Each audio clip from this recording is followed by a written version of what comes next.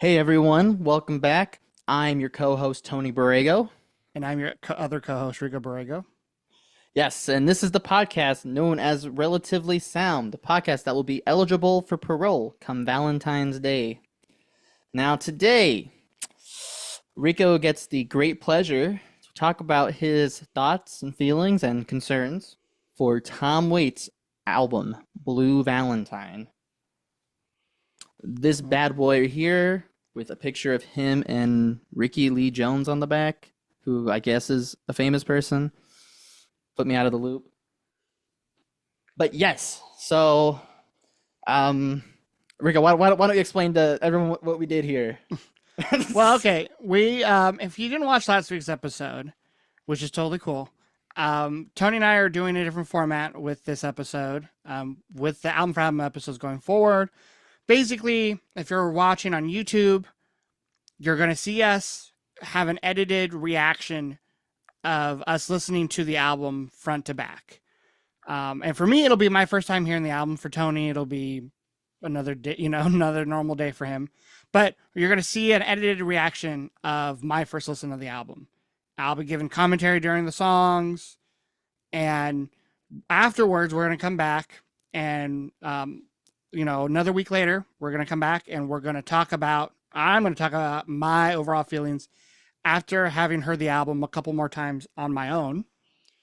And yeah, so, but that'll only be for YouTube. So if you're listening on Spotify or Apple Podcast, make sure to check out our YouTube channel, Relatively Sound, for the, full edited version of the reaction. Otherwise, you're pretty much you're gonna hear this, and then you're gonna hear me in the future talking about the album. And then I guess just to segue into Tom Waits, if you've been listening to the podcast for a while, I believe our second ever episode was our album for album series, and the very first album you gave me for the series was Tom Waits' album Small Change. Bold move, I know. Yes, it was bold, but I did enjoy parts of it. Unfortunately, I can't say it's an album I've returned to a ton. It's almost kind of like a highlights album. Like when you first listened to last week's Wilco album, Sky Blue Sky, you're kind of like, oh, there's a lot of highlights on these songs. Now, over your week of listening to it again, you're kind of like, oh, I kind of like everything as a whole more. But for me, the Tom Waits is still like highlights.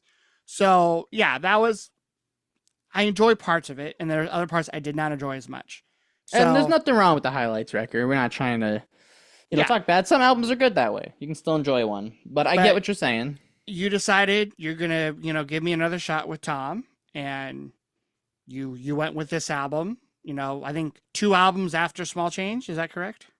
Yes. This was 1978. Small Change was 76. And the reason I gave you Small Change is that was the album that got me into Tom. I think I heard Bone Machine first, but I just felt like I connected with Tom a little more. Like I gotta know him better through Small Change. And that and Blue Valentine is probably like my 2 favorites. I really do like Bone Machine and some other records though. But Blue Valentine is kind of where he started introducing more electric guitar. There's also a little bit of switch with some of the lyrical content, kind of moving from like a lot about being in bars and alcoholics and stuff to more kind of straight stuff, like crime, gangs and prostitutes and stuff. So, Yeah. floor is So yours. well, let's go and let's give this album a listen. All right, Okay, first Tom song. Waits, your first listen, Blue Valentine. Song's called Somewhere, parentheses from West Side Story. Why do I feel like we're gonna start off the same way we did with Small Change? What's that opening track? Tom Matilda? Trauber, yeah, Waltzing Matilda. Yeah, I feel like it's gonna be a similar start. If the rest of the album doesn't sound like this is such a weird way to start an album. Why does he sound extra smoky? Because he's cooking, bro. Reminds me of Cheer Up Charlie. Dude, yeah, it does make me think about Charlie Brown there. No, not Charlie Brown. Charlie and the Chocolate Factory. What did I say? Charlie Brown? Sounds like a closing track. I'm not sold on his vocals yet. Somewhere. It's been a little while since I've heard Small Change, though.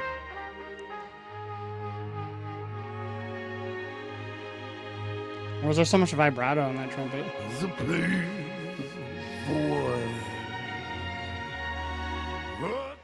I will say a little underwhelming as an opener. Even though I'm not the biggest fan of like a slower song ending an album, that just feels much more like an album closer.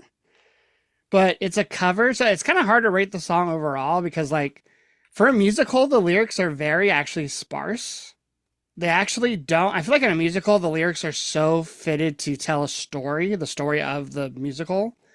And these ones are so kind of more vague that maybe that's why he chose to cover the song because he just liked the message and it lyrically feels less like a musical number. Like The it mus- like works as a standalone song outside of the context of the musical. Yeah, but musically, it's very musical like. It's got that really heavy like 60s orchestration thing going on. Yeah, so I like the bit with the horns. I say without the horns, there probably wasn't a lot there for me to love. Um, it's been a while since I've heard any song from him, so the voice will get like by track 3. I think I won't really, unless he's doing really weird things with his voice. I think I'll be better suited to listen to his voice. But yeah, musically it was pretty. I understand I am judging it more harshly because it's a musical number. Which is valid because From a it is movie that I musical. didn't like. Again, I saw the remake, which I know a lot of people say is way worse than the original, but I just don't think I'd like it too much either way. I But think your initial reaction is valid. I'm not upset. I think if you like the rest of the album, it'll grow on you though. So this next song is called Red Shoes by the Drugstore. Now this is where I started to get curious about your reaction. Paris perfume. Very Tom heavy in the Fat drums. He told it away by the That little price. piano bit's weird. It sounds like Take 80s. care of business and see. I mean, it's got a good groove. Doc, I think my favorite part so far is those little keyboard parts. Caesar never been this They're good. before. Dog in a sad cafe. When the moon gets its What's that little weird guitar like music little thing? blue jay. I do think it'd be nice if they brought in like a cymbal or hi-hat here. Man, rich, Yeah, the keyboard part reminds me of like rich. something you'd see like you'd hear on a TV show, like yeah, I guess in the very late 70s or early 80s. So definitely a different vibe than maybe the first song. Were you expecting something like this to follow up somewhere? Knowing Small Change after Waltzing Matilda, it is Step Right Up, right? If I remember correctly. I believe so, yeah. And that song was you went from like literally a waltz to this like more energetic. That song was like him being like a what's the word? Like a salesman. Salesman, yeah. This one wasn't. This one was more like him telling a story, which is kind of more like I would say his normal lyrics are. But it had a very interesting groove. Like music consisted of like 3 things: tom heavy drums, a bass line that was pretty the same the whole time, but I mean it was Boom, boom. like so like the rhythm section was like jazzy, and I guess the chords played on the piano every now and again were also jazzy, but like the tone of like whatever keyboard that was very late 70s, to me almost still early 80s sounding, which I thought was interesting. Because the song was short enough, I didn't care too much that musically it didn't change too much. Right, But I right. feel like I could have used like at the very end some like cymbal work or something. I wanted it to be more of almost a a- little jazzy, but A little more jazzy. a little bit more jazzy. But I understand that he was probably like it was more of a centerpiece on his lyrics. So okay, this next one, Christmas Card from a Hooker in Minneapolis. I just know the title, but I don't know the song. Like I know I've heard you and Mom reference it before. Why does this sound like 2 separate piano? Are they 2 separate piano? Like one's pan to Yeah. the left, one's pan to the right. Someone's doing a piano, someone's doing electric keys. Is Little Anthony Imperials like an actual band? Yeah, yeah. This is a way easier song to lyrically than the last one. Like the storytelling. Right. Like this is like a letter. Well, it's like a Christmas card to Charlie. Music's so like it's like in between blues and jazz. It's got like a little soul in it. Charlie, I will say, when it comes to like his slower songs with more like minimal instrumentation, this one I do think I prefer it more than some of the slower ones on Small Change. Maybe because I do like the contrast of the piano on the left side being like kind of playing more of the chords and kind of playing like it was like kind of the root of the song, and then the keyboardist on the right side playing the little licks in betweens and the little flourishes. Like it kept it interesting. It kept it moving along with there being no like bass or drums. Yeah, lyrically, this is a good one. Yeah, on a first listen, I do see how this song definitely is the strongest. All right, Romeo is Bleeding. Let's give it a listen. Ain't never gonna see that copper's ass. Yeah, this is like West Side Story again. Definitely jazzy again. I hear guitar I feel like for the first time. There's guitar on Red Shoes. The little mute. Oh, well. I feel like our first real song musically. Full instrumentation. It has a good groove. I like the sax. I always like sax. Those keys remind me of Santana. I mean, I can see that. I'm not gonna lie. All right, so what are your thoughts on this? So I definitely liked that the music was more lively than the first. I mean, because the first one was like strings and a trumpet, right? The second song was like tom heavy drums, bass, Electric keys. electric keys sprinkled throughout, and then like maybe some guitar muting, Yeah, and the little then mute. the last song was just two pianos or two, piano and a keyboard and vocals. Pretty much, yeah. So this one having like walking bass line, more of a full drum sound, some nice guitars that were kind of panned to the right, some keys panned to the left, and then the sax throughout. Like that was very nice. And I liked how I mostly got the story of this one, but it gave me like a visual, like a movie in my head, which I appreciate. This one though, similar to Red Shoes, I feel like the vocal style was like him kind of rattling off the story as opposed to having like a strong melody. So, but no, I liked it. This next song is titled $29, and I did accidentally look at the length. We got an 8-minute song here, so I'm a little worried. It's a pretty slow tempo song for it to be 8 minutes. I hope we maybe have a change somewhere.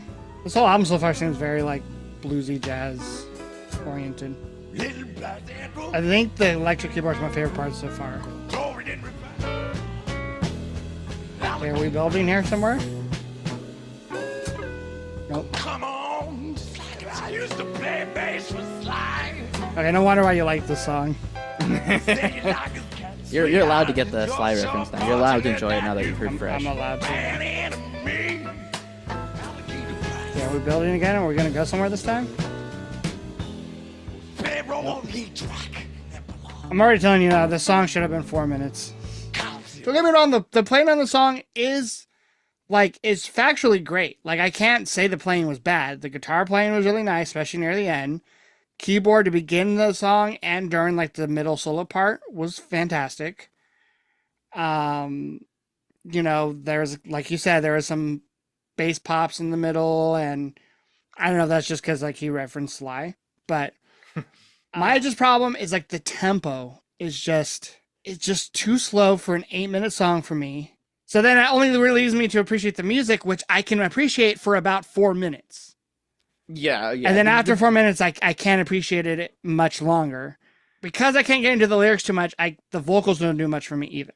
Okay, well, hopefully that's only an 8-minute song, so we maybe can get back on track here. That is true. That is the longest song. There's no more 8-minute songs.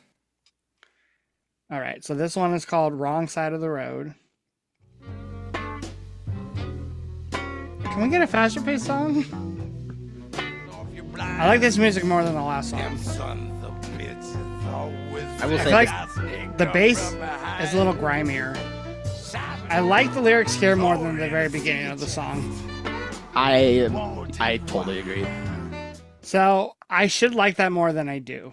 I think my main issue so far with this album, for me, and a personal note, is that these songs have too many similar like sounds. This one again was slower tempo, kind of jazzier. You had the sax.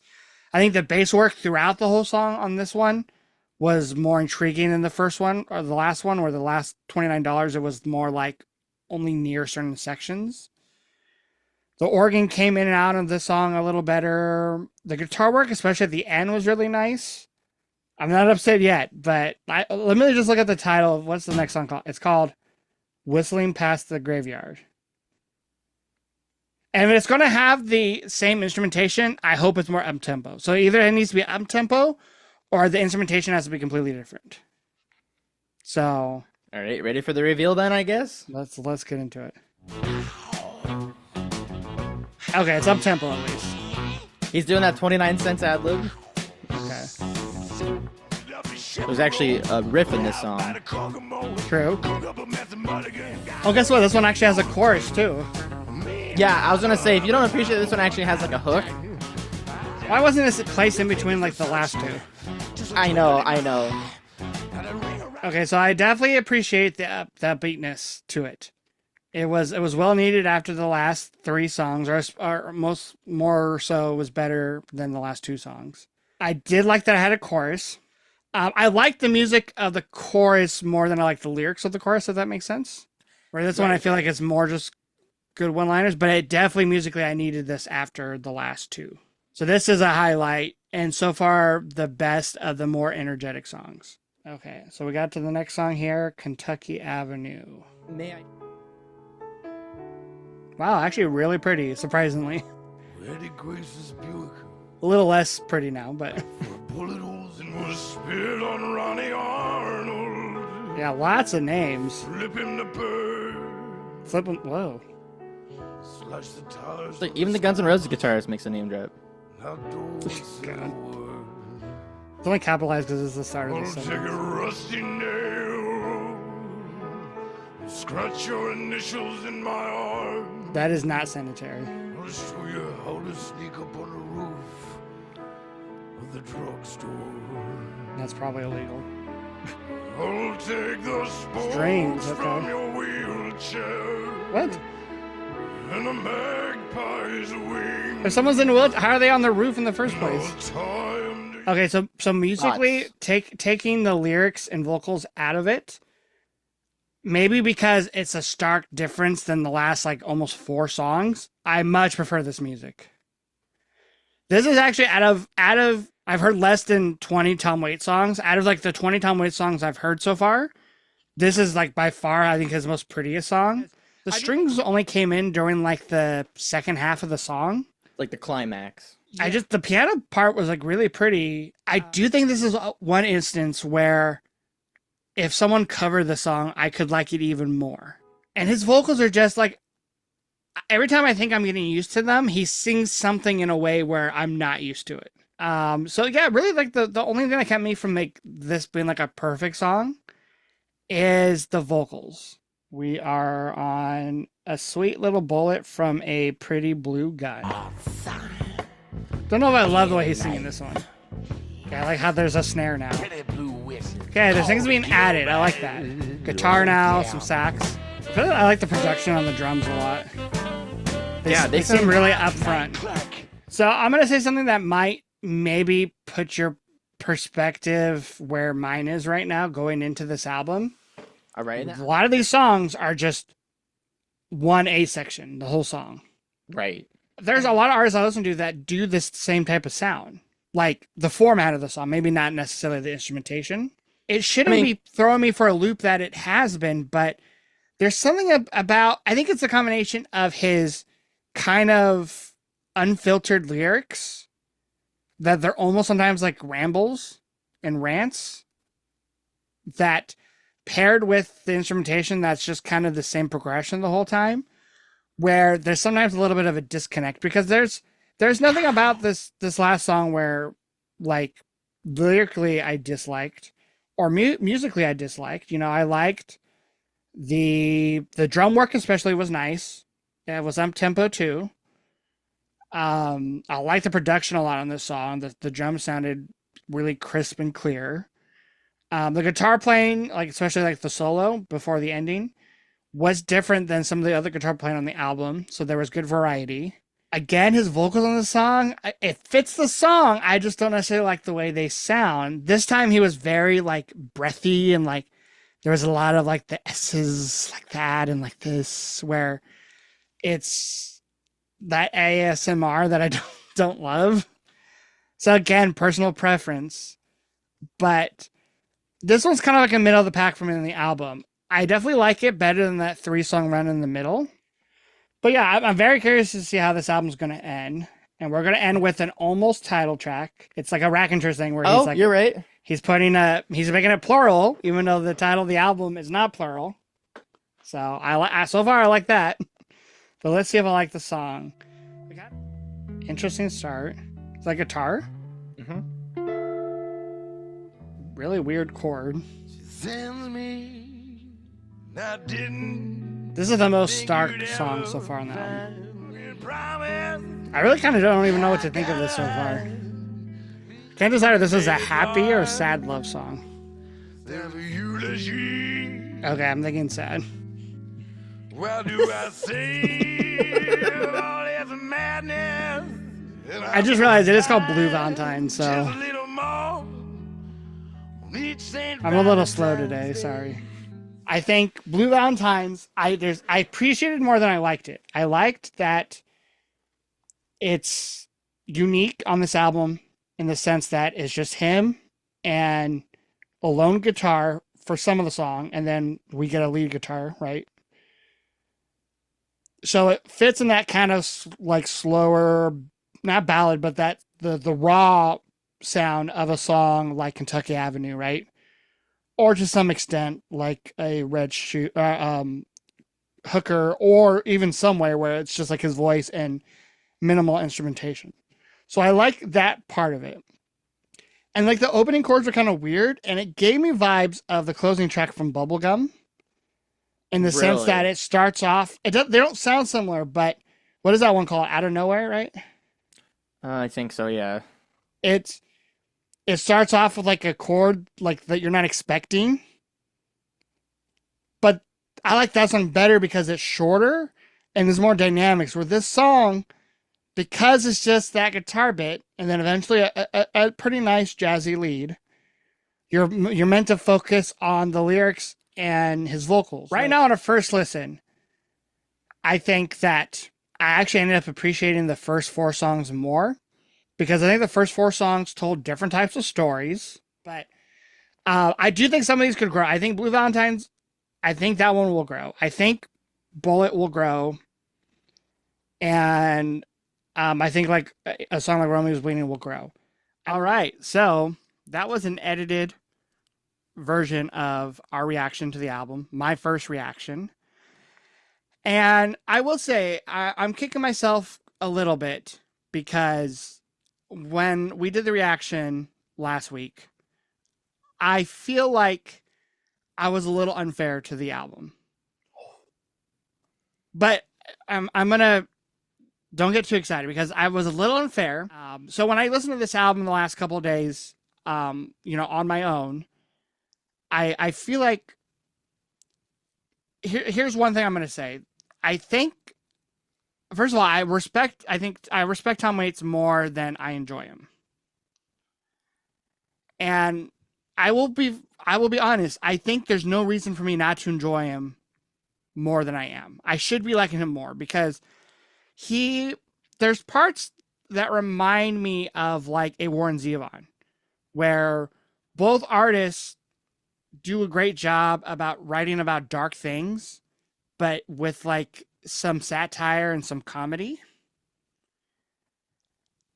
I think Tom Waits is almost like if you mixed Mark Lanigan with Warren Zevon, because Tom Waits has the darkness of a Mark Lanigan, where Warren Zevon, he did have some dark humor, but he has also just a lot of songs that are just just funny, just straight humor.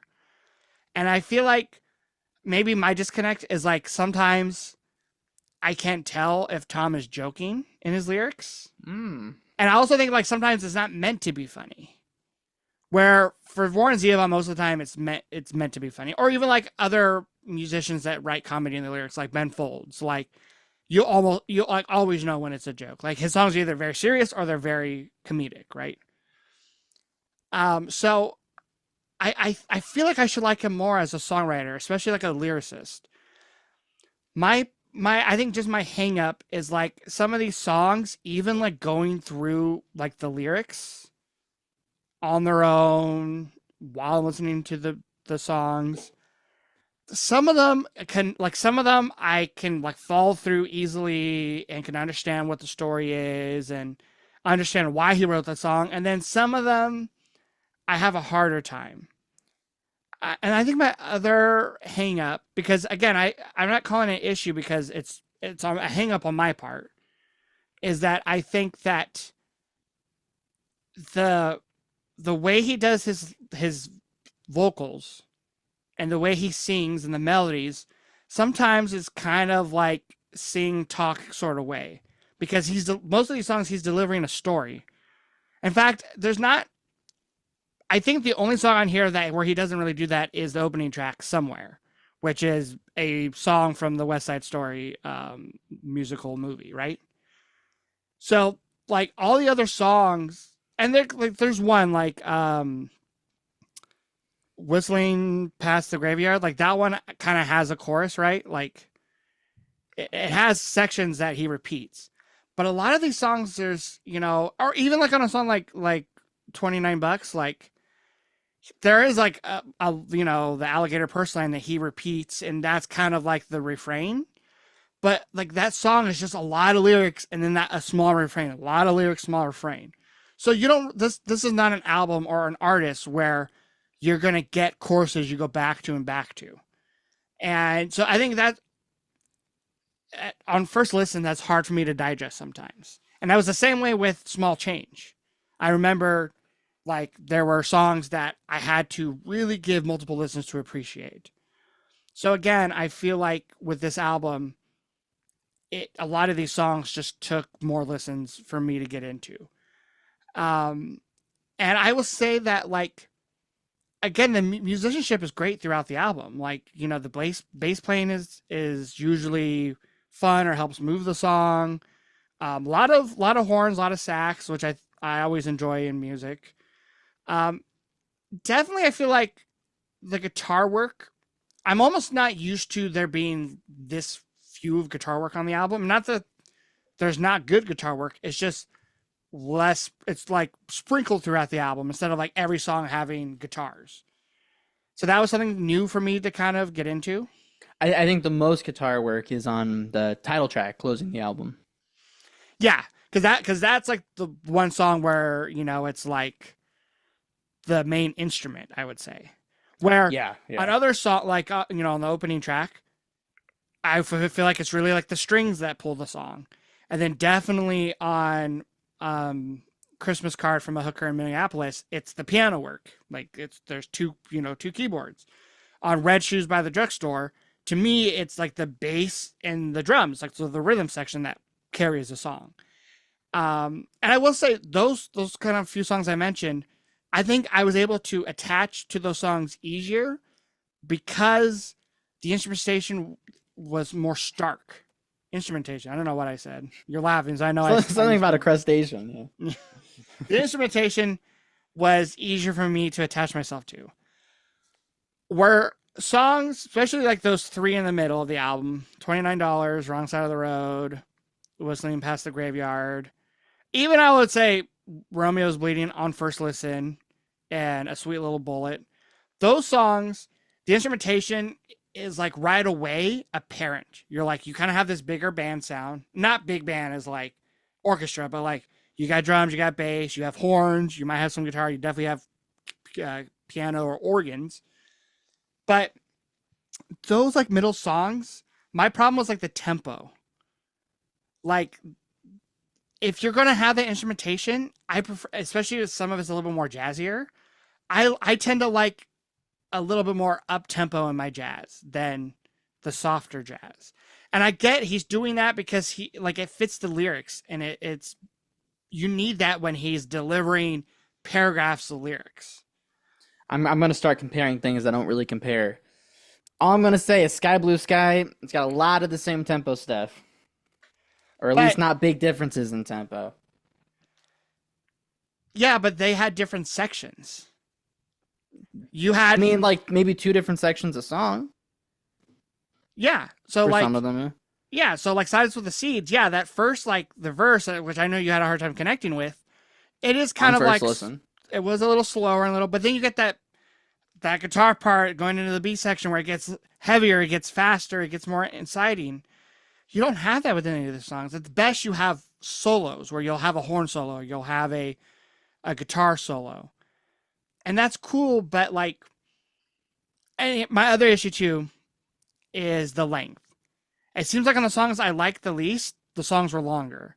My least favorite song is still probably $29 because even when the song starts, I'm like, this kind of has a cool sound. But like 3 minutes into it, I'm like, and looking at the time, I'm like, no, I just can't do another, 5 minutes of this song, of this tempo, of this sound, of this feel. And I will, come on the record straight up. I do agree. That song did not need to be, 8 minutes. I think 5 minutes would have been plenty. But like 5 minutes to me is still too long because like Wrong Side of the Road is 5 minutes, and I still felt like it was a little like 2 minutes too long for my taste. So, and the fact that those two songs are back to back kind of hurts the album for me. But really, this album, like the songs that I really liked, I feel like were just like the kind of more interesting songs. And I don't know, like I don't know what Tom Waits like the fans think of these songs or these albums. I have no idea either, to be honest. So I don't really know what some of the fan favorites or Yeah. thoughts are. But for you, what are like the highlight tracks? The ones. So the highlights to me, I do think Red Shoes by the Drugstore is a highlight. I think the fact that it's like basically just the rhythm section and his vocals, I find that very interesting. It's not as like cheeky as Step Right Up, which is like the second song from Small Change.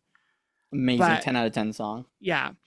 But I this is a song where I think I would even liked it more if they would have done more of that keyboard work. That keyboard sound, especially like the very first sound you hear to start the song, is so interesting that I without it, I do think I would like the song less.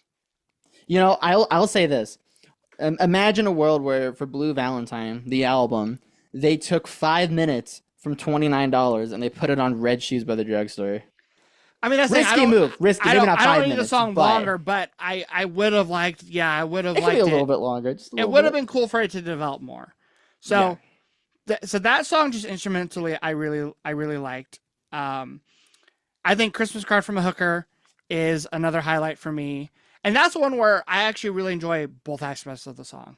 I enjoy the lyrics because I think it's a storytelling song that it's a different type of composition, if that makes sense.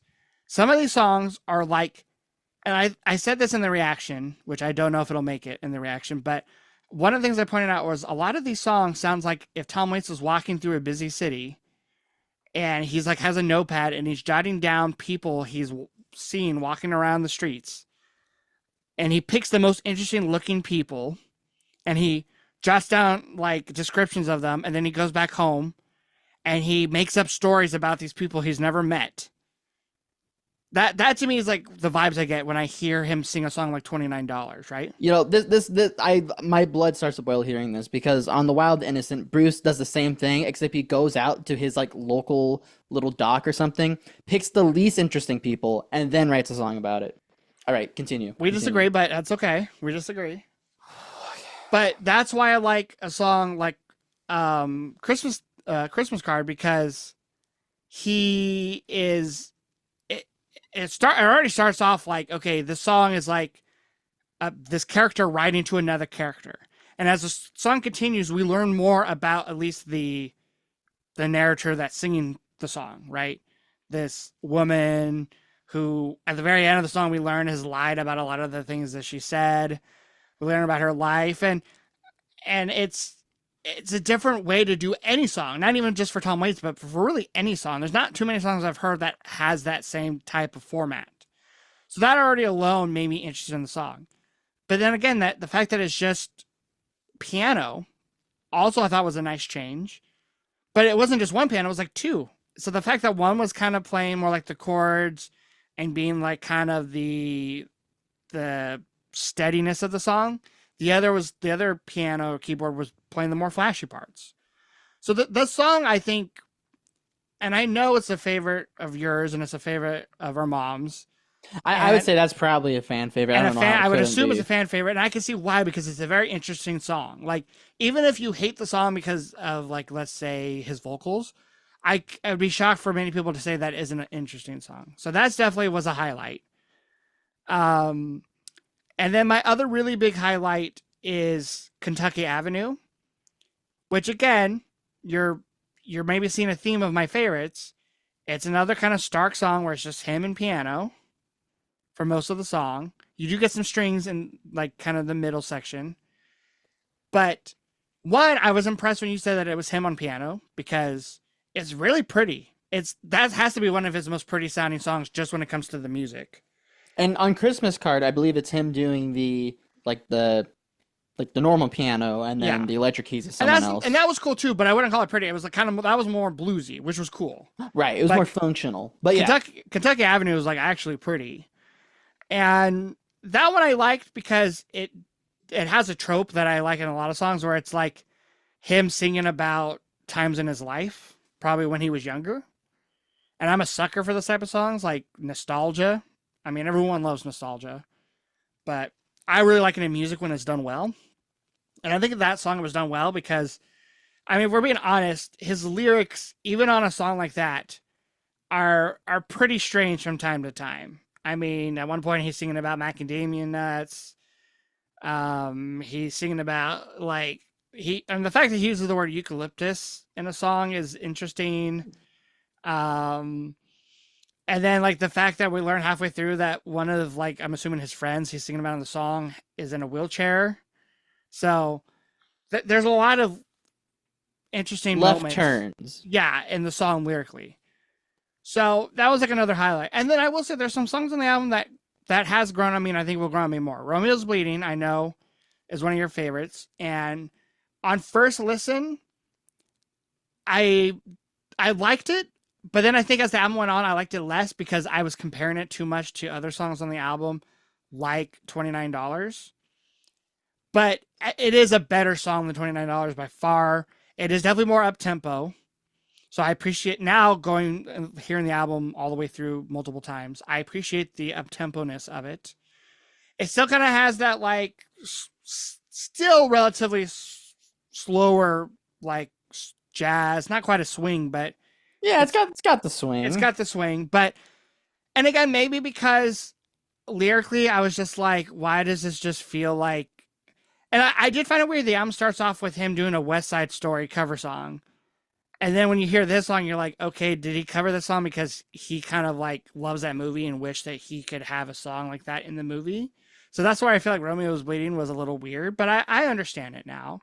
And I do think the story is captivating enough. I don't like West Side Story, but that doesn't mean I might not like a song, that is West Side Story influence. And to be fair, I think Bruce Springsteen's song Incident on 57th Street is also West Side Story influence, and I love that song. So And it's way longer than Romeo's Bleeding, but let's not get into that. no, it is. And like I said, there are definitely some things that I was unfair with this album on my first listen on the reaction video. But Romeo's Bleeding definitely has grown on me.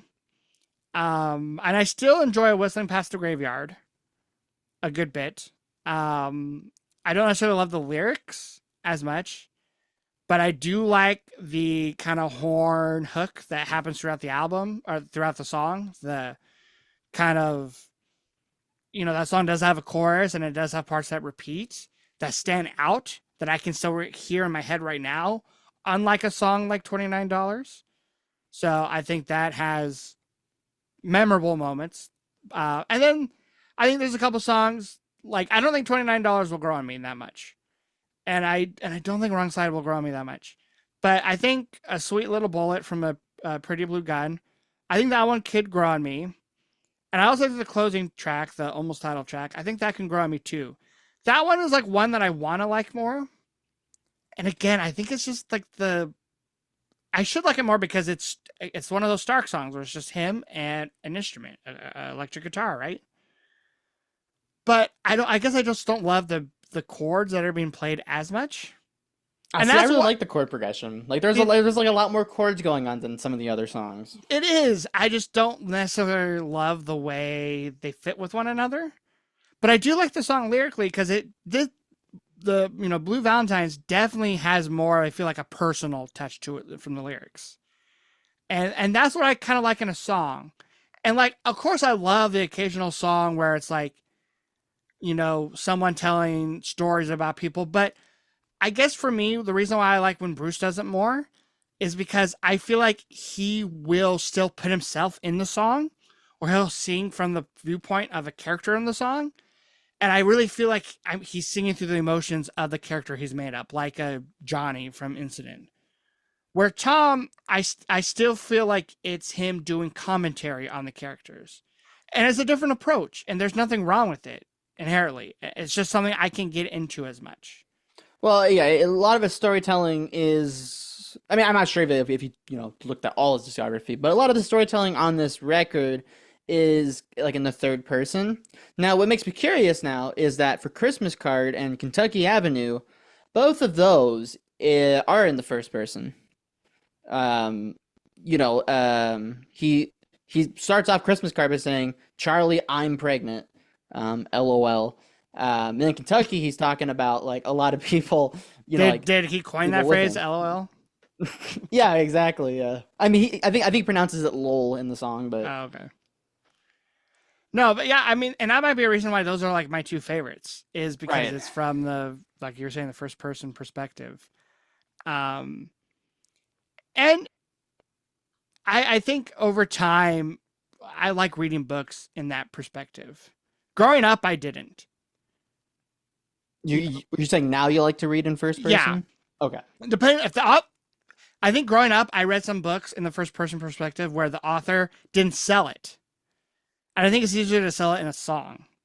Well, I'll say this too. I feel like selling first person in a book that's designed for like elementary school, middle school, early high school, it's pretty one tone to me.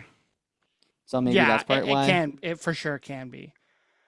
So the last thing I kind of want to bring up is his vocals, because I'll say this. I've said before in the past that vocals usually don't bother me too much. And I listen to a lot of people, a lot of singers that people would say do not have a good voice. Bob Dylan. Some people hate Bruce Springsteen's voice. Some people hate Tom Petty's voice. Neil Young. Do people really hate Bruce's voice that much? Yeah, well, the people who hate Bruce, that's one thing they complain about him. Yeah. I mean, maybe on Born in the USA, but I think that's more just the composition of it. Or even me liking Eddie Vedder. His voice gets made fun of still to this day, and I get it. It's a lot of the grunge singers that get made fun of for that same reason. But Tom Waits' voice is very, it's him when you hear him. You can't like mistake him for someone else, and that's cool. But even when every time I listen, I like would pull the album up and listen to it. It still catches me off guard. So, and maybe that's because I've listened to, out of all the artists you've given me, he's one of the ones I've listened to least. Like I've gotten used to Scott's voice from STP. I've gotten used to his name's escaping me, the guy from Incubus. Brandon Boyd? Boyd. Why Yeah, does that feel wrong now? But I think that's right. I think that's right. I've gotten used to his voice. And Elliott Smith, when I first discovered him, the thing that made me not go back to listen to him was his vocals, because they're a very particular sound. I think Tom Waits' vocals work perfect for his delivery, and I will say, what song is it? Wrong Side of the Road. Or is it Whistling? There's a song where he sings the lyric about the jackal. I think that's on Wrong Wrong side, side right? of the. No, wait. No, that actually might be whistling. Whistling, yeah. I think the dead cat's in yeah, the Yeah. dead cat is in wrong side of the road. The line about the jackal. So actually, that and again, that's the reason why I like whistling way more than Wrong Side. His delivery in that song actually is my favorite part. The part we're singing about a jackal, he's going unhinged. His vocals are like they're menacing. It's like a person that's like about to lose it. Like it's kind of like in a musical. Like if you're like singing like from like a villainous standpoint, like he's giving those vibes, and it sells the song perfectly. But like I will say during the tender moments, like at Kentucky Avenue, it feels like it fits the song a little less. Which is why I did mention when we heard Kentucky, I'm like, I really like the song, but I think I would like it even more if someone covered it. It loses its meaning because he's singing about very specific things, and when you have someone cover that, it does lose its meaning. But So okay, so I mean I can't act like I don't get where you're coming from. Even for me, sometimes when I put this record on and I hear the first track somewhere, at a lot of times, sometimes throughout his career, he really lays on that he's got the thick, raspy voice, that he can do that. But even though sometimes at first it's a bit maybe jarring or a bit much, I feel like normally once we get at least halfway through the song, like I'm emotionally invested with it. Um, and granted, I have singers that I just don't gel with, whether or not people think they're good or bad. And I like a lot of bands that don't have terrific singers, Dead Milkman being one of them. You like what you like. Primus. Hey, there are some good Les Claypool performances, and I will stand by that. Some. Probably like this many. Um, but yeah, I mean, I wish you liked the album more because I think there's really great storytelling on it. And I know you're not saying that there isn't any good storytelling. It's just it doesn't. Some of the storytellings, some of the stories don't push me in one way or another. So I don't really have too many like my biggest complaint is just like the length of $29, but like I don't think any of the storytelling is bad, but some of it moves me, like Kentucky Avenue moves me, and then Christmas Card, it doesn't move me, but it makes me laugh, and you know it makes me feel invested. But then It there's makes you some really feel sorry for the protagonist. yeah. But then there's just some storytelling that doesn't do much for me, like Wrong Side of the Road, $29, Sweet Little Bullet. I will say, like Blue Valentine, I actually do think those lyrics are really raw and emotional, even though for some reason when I first heard it, I thought it was kind of a happy song. But that aside, the reason I don't love that song as much right now is because actually the music. So, but I, yeah, I do think their storytelling is well done. Some of it just doesn't affect or move me in one way or another. See, what is kind of tough is that like I think on some of his other records, like Mule Variations and Bone Machines, I think there's some great 10 out of 10 songs, but there's also kind of obnoxious songs, and you're not going to gel with that at all. Where I don't think anything on this record or Small Change is offensive to the ears. But you've kind of got me thinking if I'm going to show you another full Tom Waits album, maybe I should just show you his debut, which is like more just kind of songwriter stuff. No, I mean, it doesn't sound like Billy Joel, but I guess if you were to look at it objectively, it would fit more with something like that, where this is like all pretty much jazz, bluesy stuff. Well, I will say this because so And his far, voice is not nearly as rough on that first record. It's crazy. yeah, so far we definitely have had a ton of episodes where we've had repeat artists, right? Yep. And some of them we've had greater success. Like for example, STP, we went from an album that you showed me that I enjoyed to one I actually love. Elliot, I enjoyed both. I actually still think I prefer From a Basement, but both I think were really well done. And then like for me, for you, I've shown you now I've showed you 3 hip albums, and yeah, one of them was a little bit of a miss, but you enjoyed the other two. And one grew even further. Yeah. For me. One of the two. But there are some artists that, like for example, like Spoon. I feel like you definitely were not sold on Gaga Gaga Gaga, and I feel Nope. like Hot Thoughts is one that, out of all the albums I've given you, is not one you're going to back as much. So I will Like say half this. of it I really like, but the other half. I feel like whenever down the road you give me another Tom Waits, if I feel, because I do think I feel similar about this album and Small Change. Both had highlights.